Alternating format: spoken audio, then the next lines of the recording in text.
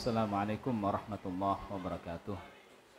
Bismillah, alhamdulillah, wassalatu wassalamu ala rasulullah wa ala alihi wa sahbihi wa man walah. Allahumma la ilma lana illa ma 'allamtana fa'allimna ma yanfa'una wanfa'na bima 'allamtana wa zidna ilman ya 'alim. Allahumma la sahla illa ma ja'altahu sahla wa anta taj'al hasna idza syi'ta sahla. Allahumma ati nufusana taqwaha wa zakkiha anta khairu man zakkaha. Rabbi shrah li sadri wa yassir li amri wahlul 'uqdatam min lisani yafqahu qawli. Para ayah yang dirahmati Allah Subhanahu wa taala, alhamdulillah kita panjatkan puji dan syukur kita kepada Zat yang Maha Pencipta, yang Maha Pemberi rezeki, yang Maha memudahkan segala urusan kita, yang kepadanya kita senantiasa beribadah. Kepadanya lah pula kita memohon pertolongan. Allah Jalla Jalaluh, Allah Subhanahu wa taala yang telah memberikan kepada kita tuntunan, yaitu berupa Al-Quran, yang merupakan pedoman hidup umat manusia, yang dengannya kita tidak akan tersesat selama-lamanya. Allah pun juga telah mengutus seorang Rasul Sallallahu Alaihi Wasallam yang telah menunjukkan jalan kebenaran. Segala kebaikan telah beliau tunjukkan dan segala keburukan telah beliau peringatkan umatnya dari keburukan itu. Salawat dan salam semoga tetap tercurahkan kepada beliau Nabi Muhammad sallallahu alaihi wasallam beserta para keluarganya serta para sahabatnya dan seluruh umatnya yang senantiasa berada di atas jalannya. Kembali kita mengkaji kitab Islahul Mal, ya, cara memperbaiki harta, yang dikarang oleh Al-Imam Ibnu Abid Dunya. Dan kita insyaallah memasuki bab Afadilut Tijarah. Jadi perdagangan yang masuk daftar rekomendasi, ya, termasuk perdagangan yang afdal yang direkomendasikan oleh para ulama. Yang pertama adalah asar dari Sa'id ibnu Abi Arobah, ya. Sa'id ibnu Abi Arobah, beliau mengatakan, kuntu mundu salathina sanah laqitu ibnan li Abi Hurairah bi Uman yu'alijul baz. Sa'id bin Abi Arobah rahimahullah ta'ala mengatakan, aku sejak 30 tahun yang lalu menemui putra dari Abu Hurairah di Uman. Uman adalah sebuah kota atau negara, ya, sekarang adalah sebuah negara yang terletak di sebelah timur Yaman. Jadi kalau dari Madinah lebih jauh Uman daripada Yaman. Yu'alijul baz. Jadi putranya Abi Hurairah ini aku temui selama 30 tahun itu dia menata baju. Ya, artinya beliau mendasarkan pakaian yang dia jual. Faqultu lahu wa anta aidan tu'alijul baz. Maka aku berkata kepada putra Abi Hurairah ini, kamu juga menata baju? Ya, artinya kamu juga menjual pakaian, mendasarkan pakaian itu untuk dijual. Fahaddatsani an Abi Hurairah radhiyallahu ta'ala anhu anna Rasulullah sallallahu alaihi wasallam istasyarahu rajulun fil buyu' fa asyara alaihi bil bas. Maka putranya Abi Hurairah ini menceritakan kepadaku hadis dari ayahnya Abu Hurairah radhiyallahu ta'ala anhu, bahwasanya ada seseorang yang minta pendapat Rasulullah sallallahu alaihi wasallam dalam hal jual beli. Yaitu minta pendapat, kalau aku mau dagang maka barang apa yang layak, yang tepat untuk aku jual. Maka Rasulullah Shallallahu Alaihi Wasallam memberikan arahan untuk menjual baju, pakaian. Istalabtal khisba lil muslimin wa kadza wa abdada Rasulullah SAW. Kemudian Rasulullah memberikan alasan, engkau mendatangkan kemakmuran untuk kaum muslimin dan begini, dan Rasulullah menjelaskan alasan yang lain. Kemudian asar yang berikutnya dari Ya'qub bin Muhammad bin Tolha atau Tulaha.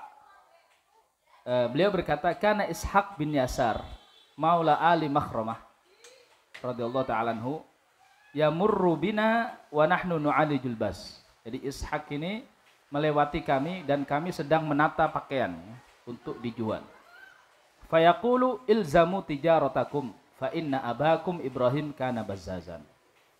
Jadi Ishaq bin Yasar ini mengatakan, istiqomahlah kamu dalam menjual pakaian ini, karena sesungguhnya ayah kalian Nabiullah Ibrahim alaihissalatu wassalam dahulu adalah pedagang baju. Dalam asar yang berikutnya dari Sa'id bin Musayyib radhiyallahu taala rahimahullah taala, yaqul ma tijaratun ahabbu ilayya minal baz ma lam yakun fihi aiman. Sa'id bin Musayyib, seorang tabi'in besar ya, murid dari Abu Hurairah, mengatakan, tidaklah ada perdagangan yang aku cintai melebihi dari menjual pakaian, kecuali kalau di situ ada sumpah-sumpah dusta ya. Kalau orangnya itu bersumpah dusta, maka tentu ini tidak aku sukai. Tapi beliau mengatakan tidak ada jual beli yang lebih aku sukai kecuali daripada menjual pakaian. Kecuali dalam kondisi satu saja, yaitu di mana di situ ada sumpah-sumpah. Kalau sampai penjualnya sumpah-sumpah dalam menjual pakaian, maka aku tidak suka. Ini ada 3 asar ya dari para ulama kita rahimahullah, dan salah satunya hadis dari Nabi SAW menunjukkan tentang pentingnya jualan pakaian ya. Dan inilah yang dilakukan oleh para sahabat dulu, bahkan afdalus sahabat. Pernah kita kaji dulu dalam kitab Al-Kasbu.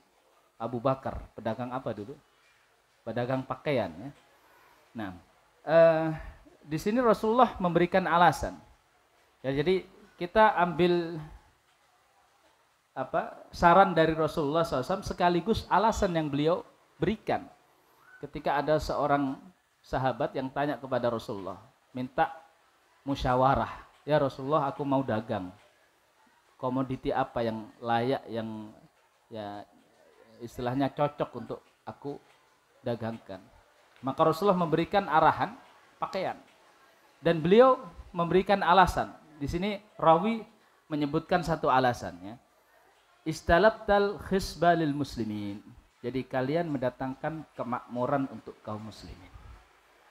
Ini alasan diantaranya kenapa Rasulullah SAW memberikan wasiat, memberikan arahan kepada sahabat itu untuk berdagang pakaian. Karena kalau kita lihat ya, di zaman Rasulullah SAW itu pakaian adalah hal yang langka. Ya. Pakaian adalah hal yang langka, bahkan nilainya itu, harganya pada saat itu hampir setara dengan dinar. Satu hullah ya. Hullah itu pakaian yang sempurna. Jadi pakaian yang sempurna itu lengkap, itu harganya hampir setara dengan dinar pada saat itu, karena saking langkanya. Dan memang komoditinya susah pada saat itu, sehingga kebanyakan masyarakat Arab itu hanya memakai 2 helai pakaian, yaitu sarung dan selendang. Nah, sehingga ketika kondisi masyarakat seperti itu, tentu ketika ada seorang pedagang, yang mana pedagang ini menyediakan pakaian, sehingga pakaian stoknya banyak dan harganya murah, ya, karena sudah ada di situ, sudah diperjualbelikan di daerah itu. Tidak perlu lagi orang mau beli harus pergi keluar kota, keluar negeri, tidak perlu. Maka ini akan mendapatkan kemakmuran, mendatangkan kemakmuran bagi masyarakat. Jadi roh ini yang harus kita miliki, wahai para pedagang ya. Jadi jangan hanya untung saja. Untung alhamdulillah ya, itu salah satu dari tujuan yang kita inginkan. Tapi yang paling penting adalah bagaimana memakmurkan masyarakat. Maka kita cari di mana di antara barang yang dibutuhkan oleh masyarakat kita. Masyarakat kita ini sedang butuh apa? Di mana barang yang langka di sini? Apa? Maka kalau kita tahu caranya, kita bisa mendatangkan barang itu, ya, sehingga barang itu banyak merata, masyarakat tidak kesulitan dan dengan harga yang terjangkau, maka yaitu sebuah amalan yang luar biasa, ya.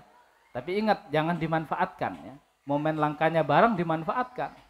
Kita tetap mengambil barang tapi kemudian kita lonjakkan harganya. Nah, ini termasuk memanfaatkan kesempatan dalam kesempitan. Tapi tidak, ya. Kita niatkan dari awal bahwasanya kita niatnya adalah untuk memakmurkan masyarakat di negeri ini. Sehingga perdagangan ini adalah perdagangan yang diberkahi oleh Allah Subhanahu wa taala. Di sini juga terdapat keutamaan meminta pendapat dari orang berilmu, ya. Tentu orang yang paling berilmu adalah Rasulullah Shallallahu Alaihi Wasallam. Maka sahabat ini, ya, sebelum dia mulai perdagangannya, meskipun ini berkaitan dengan bisnis, ya, bisnis yang mungkin tidak ada hubungannya dengan hukum, karena ini bukan apa, ya, bukan tata cara jual belinya. Kalau tata cara jual belinya itu bisa jadi berkaitan dengan hukum, apakah ini jual beli riba atau bukan. Tapi ini berkaitan dengan komoditinya, ya. Dan tentu sahabat pasti akan menghindari komoditi yang haram.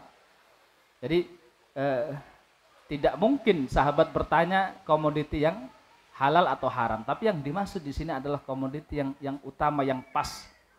Maka di sini ada qudwah kita, ya, yaitu para sahabat ketika mereka menanyakan langsung kepada Rasulullah, padahal ini tidak berkaitan dengan halal dan haram. Maka lebih pantaslah lagi ketika kita menanyakan kepada ahlu ilmi tentang akad yang di situ berkaitan dengan halal yang haram. Ya, kalau komoditi saja yang tidak berkaitan dengan halal yang haram, yang jelas-jelas itu adalah halal, para sahabat menanyakannya kepada Rasulullah Shallallahu Alaihi Wasallam. Maka tentu kita, ya, dengan akad yang kita masih ragu, ini akad halal atau haram. Apalagi dengan banyaknya akad, ya, pada masa kita, pada zaman sekarang ini bisa jadi satu akad ini atau satu muamalah, ya, ini bisa mencakup beberapa akad sebetulnya. Sehingga kita tidak tahu ini sebetulnya akad apa. Apakah ini akad jual beli mutlak? Ataukah ini akad hutang? Apakah ini akad pesan saja, ya? Jual beli pun macam-macam. Ini akad salamkah, ya? Kita tidak tahu ini termasuk akad apa. Maka di sini kita harus tanya, ya, kepada ahli ilmu. Karena ditakutkan kita masuk dalam akad yang diharamkan oleh Allah Subhanahu wa taala. Ya, bisa jadi secara zahir, ya, ini kan sah-sah saja. Yang penting saya ridho, pembeli ridho, sudah. Ya. Tapi tidak hanya di situ. Ada sesuatu yang bisa menyebabkan haram akad itu meskipun penjual dan pembeli ridho. Ya, termasuk diantaranya adalah akad riba. Ketika di dalam akad itu ada akad riba, meskipun penjual dan pembeli ridho, maka akad itu haram dan tidak sah. Termasuk diantara menjual harta yang haram, menjual sesuatu yang diharamkan, ya, menjual sesuatu yang bukan milik kita. Ya, kita tidak punya sesuatu, tapi kita punya gambarnya, punya spesifikasinya, ya, sifat-sifatnya kita miliki. Kemudian kita tawarkan ke orang lain. Ketika orang lain deal dengan kita, baru kita cari, sibuk mencari barang. Berarti kita telah menjual sesuatu yang bukan milik kita, sesuatu yang milik orang lain. Jadi perlu kita garis bawahi bahwasannya jual beli yang kita lakukan ini tidak cukup hanya dengan ridho kedua belah pihak, tapi juga harus halal secara syar'i. Artinya Allah juga ridho. Ya, tidak boleh ada kezaliman di situ, tidak boleh ada penipuan, ya, tidak boleh ada kejahilan, ya, ada hal yang tersembunyi yang ditutup-tutupi, tidak boleh. Nah, kemudian di antara hikmah yang bisa kita petik dari sini adalah keutamaan menjual beli pakaian, ya, karena pakaian ini adalah alat, ya, alat yang dipakai untuk menutup aurat kita. Allah Subhanahu wa taala berfirman, Ya bani Adam khudhu zinatakum inda kulli masjid. Wahai manusia, ambillah perhiasan kalian setiap kalian masuk masjid. Allah Subhanahu wa taala mengatakan pakaian itu sebagai zina, sebagai perhiasan. Ya, maka dengan pakaian itu kita berhias. Justru orang itu akan kelihatan cakep, kelihatan keren, kelihatan cantik ketika pakai pakaian. Bukan ketika tidak berpakaian. Ya. Jadi dalam Islam pakaian itu adalah zina, perhiasan. Ya, kalau orang berpendapat sebaliknya, justru lebih cakep kalau tidak berpakaian, berarti ini terbalik ya. Mindsetnya terbalik. Justru peradaban itu ditunjukkan dengan pakaian. Coba kalau kita lihat manusia purba itu, ada nggak yang berpakaian lengkap, megah? Nggak ada.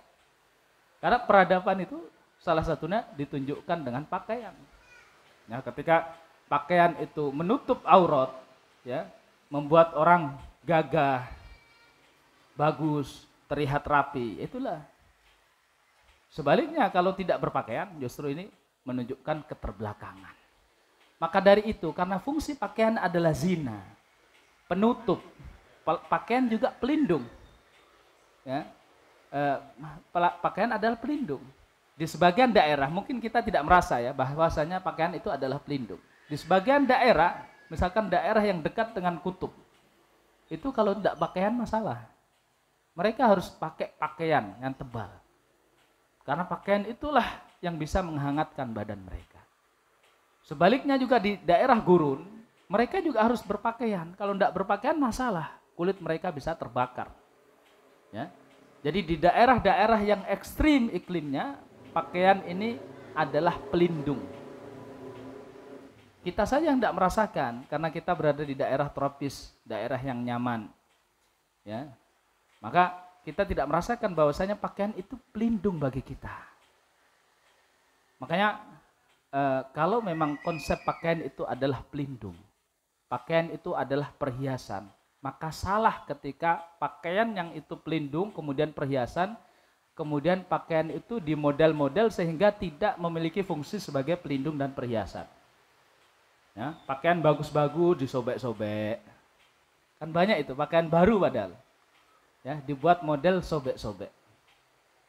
Pakaian bagus-bagus melindungi dibuat terbuka. Itu tidak tidak mencerminkan fungsi sebagai pakaian. Ya. Kita bayangkan saja ya. Kalau kita punya makanan atau kita hendak memakan makanan yang dihidangkan di hadapan kita. Ada dua makanan. Makanan yang satu tertutup dengan plastik rapat. Kemudian makanan yang kedua terbuka. Sehingga bisa jadi debu, bisa jadi lalat menghinggat. Maka mana makanan yang kita pilih? Tentu makanan yang tertutup rapat. Yang terjaga dari debu dan juga lalat. Ya. Maka itulah fungsi pakaian, terutama bagi wanita. Pakaian bisa menjaga mereka. Jadi makanya kita harus bisa menempatkan manfaat pakaian itu sebaik-baiknya. Sesuai dengan fungsi pakaian itu. Ya, ketika Allah Subhanahu wa taala mengatakan ya, taqikumul harra wa taqikum ba'sakum. Ya, ketika pakaian itu melindungi kamu dari panas, juga dari dingin, dan juga ketika perang, ya bahkan pakaian itu menjadi pelindung ketika perang. Makanya ada baju perang. Ya, intinya pakaian itu bisa melindungi kita, termasuk melindungi dari fitnah. Ya, terutama ini para wanita. Ya, pakaian yang digunakan jangan sampai tidak berfungsi untuk melindungi.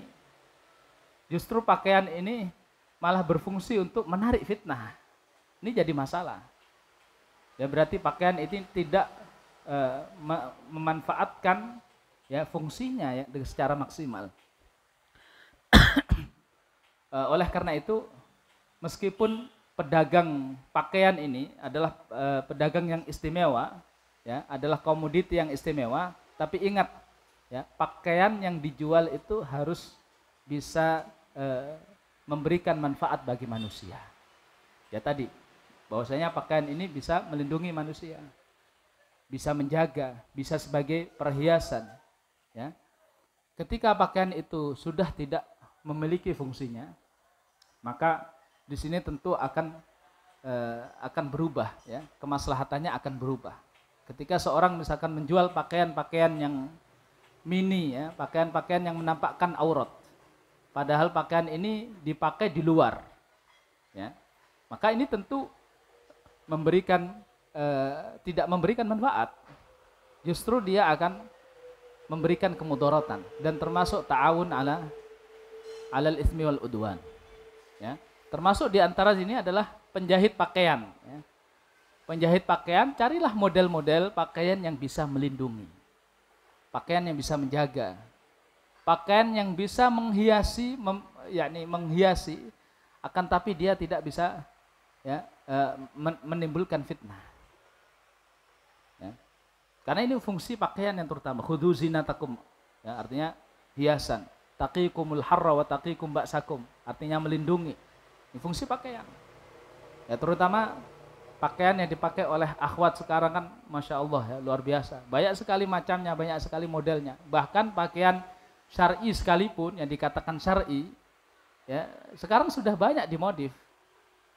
Tidak lagi dia bisa melindungi, menjaga, tapi justru dapat menimbulkan fitnah karena modifikasi itu. Ya, maka disinilah perannya, terutama pedagang pakaian, penjahit pakaian, ya, supaya dia tahu bahwasanya tujuan saya ini berusaha tidak semata-mata, ya, karena laba, tidak semata-mata karena untung, tapi juga karena memberikan manfaat kepada kaum muslimin.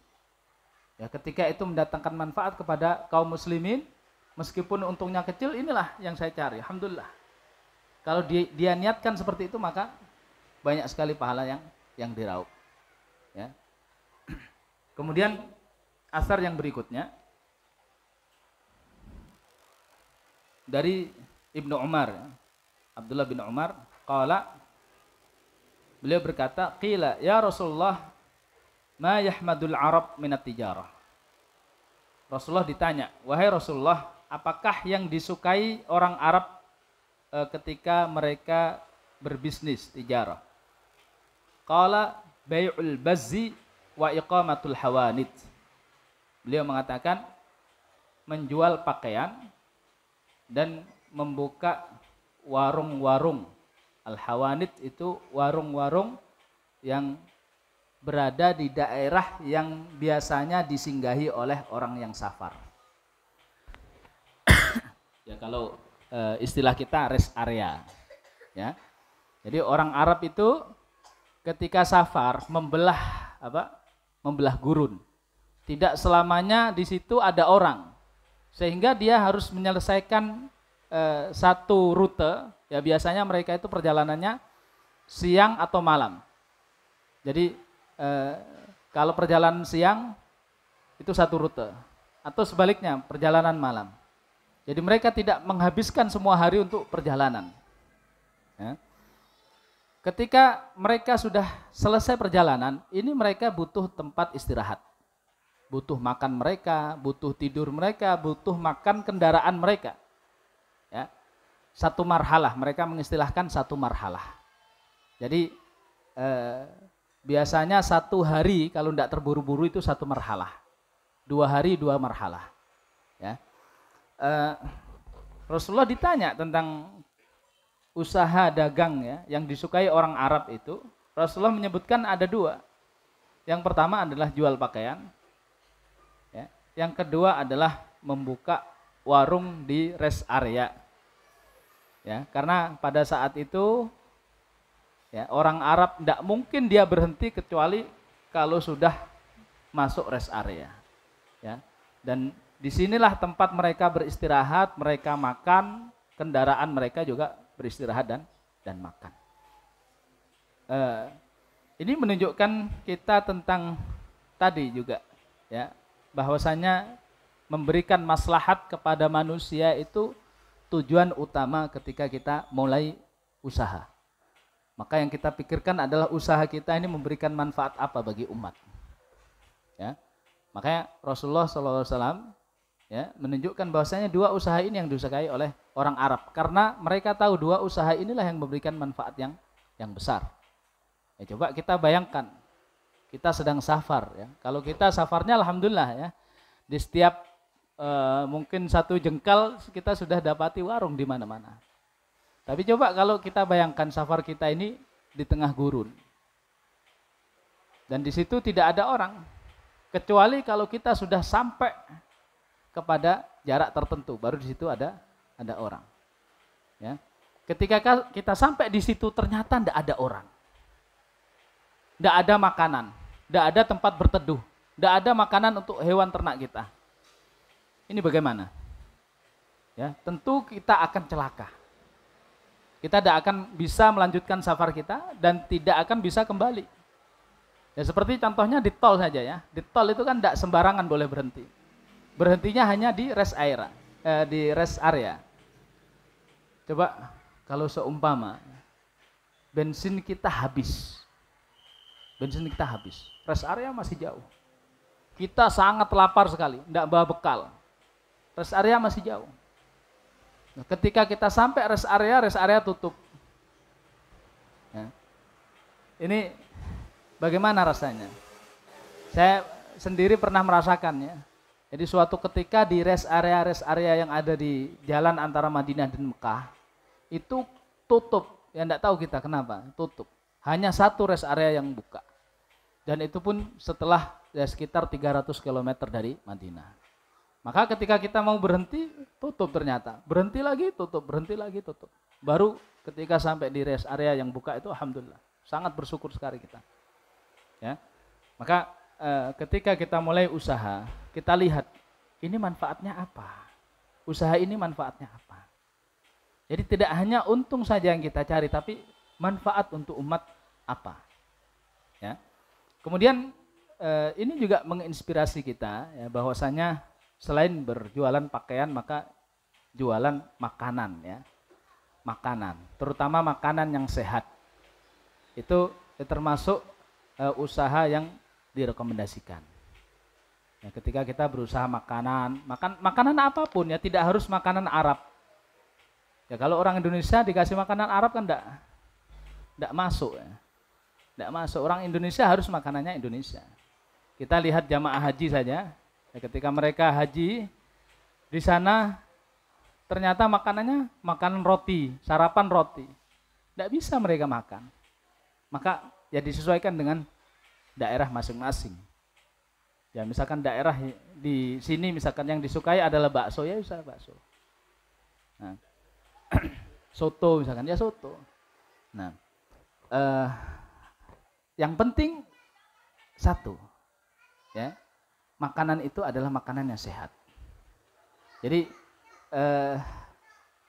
menunya itu tergantung, ya tergantung daerah tertentu. Tapi makanan itu harus sehat, ini lazim. Ya, tidak boleh kita menjual makanan yang tidak sehat. Meskipun makanan itu enak, tapi kalau dikonsumsi secara terus-menerus bisa menimbulkan penyakit misalkan. Tidak boleh. Ya kita tahulah makanan apa yang ketika kita konsumsi terus-menerus akan menimbulkan penyakit, kita tahu. Makanan semacam ini tidak boleh. Atau makanan ini aslinya sehat, cuma kita campuri bahan-bahan yang dengan bahan ini menjadi tidak sehat. Tapi bahan ini bisa membuat makanan enak. Nah ini kan kita dihadapkan 2 pilihan. Kalau tidak enak nanti tidak ada yang beli. Kalau enak banyak yang beli tapi kok tidak sehat. Nah, maka mana yang kita pilih? Yang kita pilih adalah ya yang sehat. Meskipun kurang enak. Tapi kita sehat, kita niatnya mencari keberkahan dari Allah SWT. Ya kalau dia menjadi jodoh pembeli kita, ya insya Allah Allah akan datangkan. Dan ini sering terjadi ya. Kita kadang di safar itu sangat lapar sekali pengen makan. Ya, setiap kali kita lewat warung, berhenti sini, tapi kendaraan terlanjur kenceng. Berhenti sini, kendaraan terlanjur kenceng. Enggak berhenti-berhenti. Akhirnya ya sudah, ada warung langsung kita berhenti. Ternyata warungnya di pojok. Di pojok masuk, kita baru berhenti. Begitulah Allah datangkan ya, pelanggan kita, pembeli kita. Warung-warung yang kita lewati tadi, warung yang sangat mentereng di pinggir jalan, tetapi ternyata kita bukan rezeki mereka. Sehingga kita tidak turun di sini. Tapi justru kita turun di warung yang di pojokan, yang di pinggir sawah mungkin. Karena kita rezeki dia. Jadi kita yakinlah bahwasanya pembeli itu adalah rezeki. Dan rezeki itu Allah yang ngatur. Kalau Allah takdirkan dia menjadi pembeli kita, Allah akan datangkan dia meskipun jauh. Ya kadang-kadang kita tanya seorang misalkan pembeli di sini, ada yang dari Surabaya, dari Madura. Bagaimana mereka tahu? Ya bahwasanya di sini misalkan ada warung makan. Karena Allah datangkan. Itu adalah rezeki kita. Sebaliknya mungkin orang di dekat sini tidak akan tahu kalau di sini ada warung. Kita tanya, warung apa? Tidak tahu. Karena dia bukan rezeki kita. Jadi kalau masalah pelanggan, masalah konsumen, pembeli, itu termasuk rezeki Allah yang atur. Ya. Maka yang paling penting bagi kita adalah bagaimana makanan yang kita jual itu adalah makanan yang sehat. Ya. Meskipun kadangkala makanan yang sehat ini tidak memakai bumbu-bumbu yang tadi, ya, yang membuat makanan gurih, sedap, enak, tapi bumbu ini berbahaya. Dan itu godaan tersendiri bagi penjual, ya, bagi penjual, pembuat produksi makanan. Dan kadangkala dari sisi apa? Dari sisi bahan pengawet. Ya. Ini kalau makanan ini tidak saya kasih bahan pengawet, dia akan cepat rusak. Kalau rusak saya rugi, maka dikasihlah bahan pengawet. Ya, padahal bahan pengawet itu berbahaya. Tentu ada dosis yang dibolehkan. Ya, yang berbahaya itulah yang tidak boleh. Ya. Nah, kemudian asar yang berikutnya dari Umar bin Khattab radhiyallahu ta'ala anhu, beliau berkata, "Lau kuntu tajiran makhtartu 'alal itri syai'an in fatani ribuhu ma fatani rihuhu." Umar bin Khattab radhiyallahu ta'ala anhu mengatakan, kalau seandainya aku berdagang, maka aku tidak akan memilih barang dagangan selain minyak wangi. Karena kalau aku tidak dapat untung dari berdagang minyak wangi tadi, maka aku dapat bau wanginya. Ya, ini asar dari Umar bin Khattab.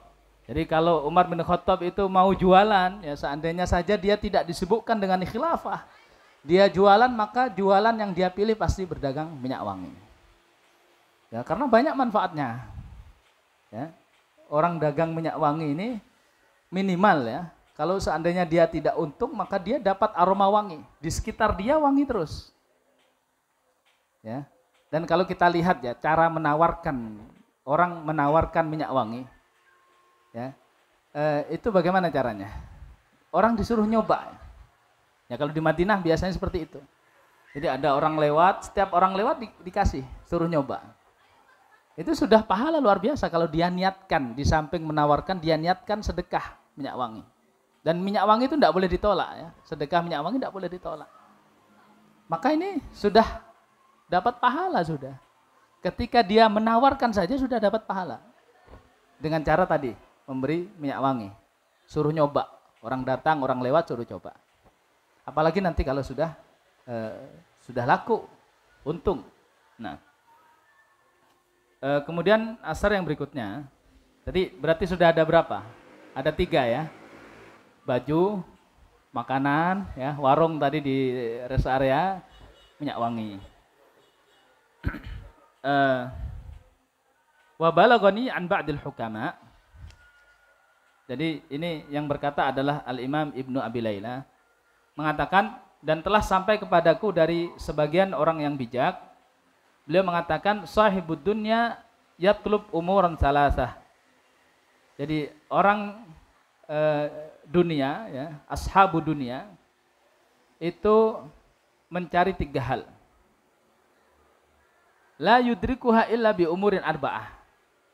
Jadi orang yang hidup di dunia ini mencari 3 hal dan tidak sampai kepada 3 hal itu kecuali dengan 4 hal. Fassalasah, 3 hal yang ingin dicapai orang yang hidup di dunia apa? Yang pertama adalah as-sa'atu fil ma'isyah. Jadi mata pencaharian yang luas, penghasilannya luas, ya. Penghasilannya besar yang mencukupi kebutuhan dia.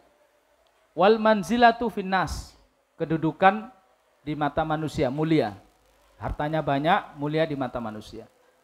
Wazat ilal akhirah, bekal untuk akhirat. Jadi 3 hal ini yang diinginkan orang di dunia, yaitu rezeki yang banyak, harta yang banyak, kemudian kedudukan di mata manusia, dan juga bekal di akhirat. Wal arba'ah, dan 3 hal ini tidak bisa diraih kecuali dengan 4 hal. Yang pertama adalah iktisabul mal min ahsani wajhi, yaitu mencari harta dari cara yang paling baik. Ya, tidak hanya halal saja, tapi juga cara yang paling baik. Wa husnil qiyam alaihi, kemudian kepandaian ya mengelola harta itu. Artinya bijak dalam mengelola harta. Jadi dia cari harta itu dengan cara yang baik, ya halal dan thayyib. Kemudian dia juga bijak dalam mengelola harta itu. Wa infaquhu fi mawadhi'ihi, dan menafkahkannya sesuai dengan hak-haknya, sesuai pada tempatnya. Jadi ada nafkah-nafkah yang sifatnya wajib dia tunaikan. Ada juga nafkah-nafkah yang sifatnya sunnah dia juga laksanakan. Jadi dia tempatkan harta itu sesuai dengan tempatnya. Min ghairi israfin wala taqtir. Yang keempat adalah tanpa ada israf dan tanpa ada kikir. Jadi dia tengah-tengah. Tidak terlalu boros dan juga tidak terlalu pelit. Tapi pertengahan. Karena kalau terlalu boros tercela. Demikian juga kalau terlalu pelit tercela. Maka yang paling bagus adalah pertengahan. Faman adha al-arba'ah lam yudrik salasah. Maka barang siapa yang melalaikan 4 hal ini, maka dia tidak akan bisa mencapai 3 hal yang tadi. Wa balaghani an ba'dil hukama qala al-ghina man aslaha amra dunyahu wa akhiratahu. Al-Imam Ibnu Abi Layla juga mengatakan, dan telah sampai kepadaku dari sebagian orang bijak bahwasanya kekayaan itu adalah siapa yang mampu memperbaiki perkara dunianya dan juga perkara akhiratnya. Jadi orang bijak menurut mereka, orang yang kaya itu adalah kaya dunia akhirat. Jadi tidak hanya kaya dunia, tapi miskin akhirat tidak. Tapi dia kaya di dunia, kaya di akhirat. Dia mampu untuk memperbaiki kehidupannya di dunia dan mampu juga untuk memperbaiki kehidupannya di akhirat.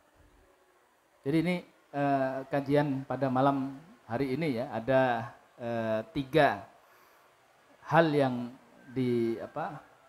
direkomendasikan dalam berusaha, dan juga ada kunci-kunci ya untuk meraih kesuksesan di dalam kehidupan dunia dan juga di akhirat. Mudah-mudahan bisa bermanfaat bagi kita semua. Wallahu taala alam wa sallallahu ala nabiyina Muhammad wa ala alihi wa sahbihi wasallam. Barangkali kalau ada pertanyaan, monggo silakan.